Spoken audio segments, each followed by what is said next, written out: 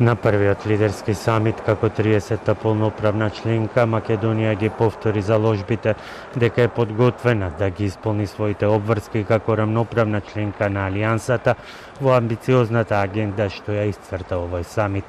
Премиерот Заев, која предводеше државната делегација, собирот на шефови на држави и влади го искористи уште еднаш да испрати порака за отворање и на европскиот пат, бидејќи, како што рече, ништо друго, освен јасна ЕУ перспектива за земјата и за Западниот Балкан не е опција и дека двете заедно се патот кон просперитет и стабилност.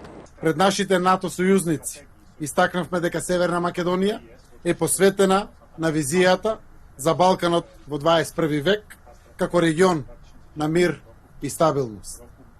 Посветени сме да изградиме нов Балкан со зајакната регионална соработка. Затоа, силно веруваме дека е потребно сите земји од Западен Балкан да имаат кристално јасна европска и евроатлантска перспектива.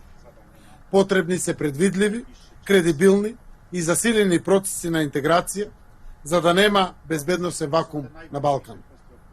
ЕУ перспективите беа главна тема и на билатералната средба на Заев со бугарскиот председател.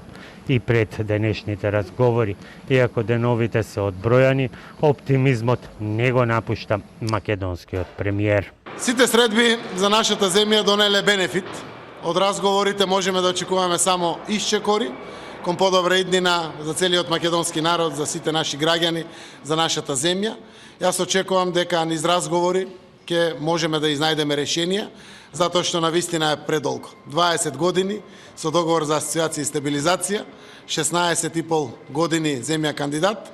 Верувам дека првиот сосед, нашиот источен сосед, Република Бугарија, конечно ќе даде поддршка да го направиме следниот чекор, а тоа одржување на првата меѓувладина конференција. Неполна недела останува до разрешницата на европската енигма за Македонија. За НАТО алијансата пак, денешниот самит на кој учествуваше и новиот американски председател Џо Бајден е ново поглавје во агендата 2030 за предизвиците на оваа деценија, порача генералниот секретар Столтенберг.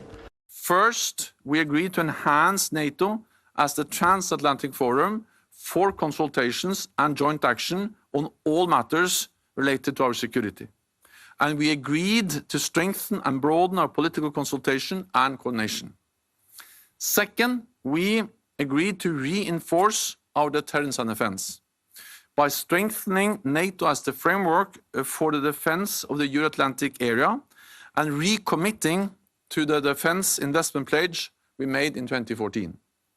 Third, we agreed to strengthen the resilience of our societies with a new resilience commitment by NATO leaders. We will develop NATO-wide resilience objectives and concrete national goals to safeguard our critical infrastructure. Fourth, we will sharpen our technological edge. Allies have agreed to launch a Defense Innovation Accelerator for the North Atlantic, or DIANA. Working with startups, industry, and universities, this center will promote transatlantic cooperation and help avoid gaps among allies. Article 5 we take as a sacred obligation. And I constantly remind Americans that when America was attacked for the first time in its shores since what happened back in the beginning of World War II, NATO stepped up. NATO stepped up and they honored Article 5. And I just want all of Europe to know that the United States is there. The United States is there. Самитот помина во поразлична атмосфера од претходните два, на кои доминираа отворените искричења меѓу европските земји и САД, тогаш водени од Доналд Трамп. Но мозаикот околу трансатлантските релации и покрај оптимизмот што го донесе Бајден, допрва ќе се пополнува веќе утре на самитот САД-ЕУ, а потоа и со средбата Бајден-Путин во Женева.